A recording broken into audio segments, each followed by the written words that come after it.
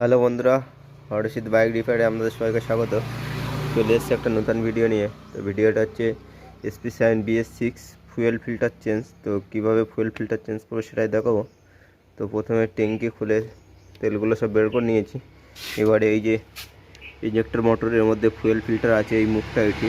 তো ফুয়েল ফিল্টারটা পাল্টাবো। তো কীভাবে পাল্টাবো সেটাই আপনাদের দেখাবো। তো চলুন আগে আমরা প্রথমে ফুয়েলের যে পাইপটা আছে সেটা খুলবো। তো এটা লক সিস্টেম আছে, এবারটা কীভাবে খুলবো সেটা আপনাদের দেখাচ্ছি।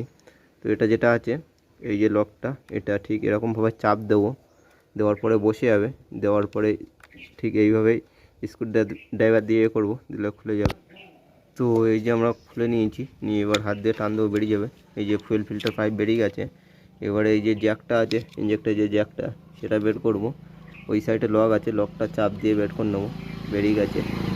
এবারে যেটা আছে সেটা হচ্ছে এই যে 10 নম্বর নাটটা আছে, এই যে এটা খুলে এই লোহার পাত্রটা বের করে নেবো, নিলে এই যে একটা পুরো ক্লিয়ারে বেরিয়ে আসবে। তারপরে আমরা ইঞ্জেক্টরটা বের করে ফুয়েল ফিল্টারটা পাল্টাবো।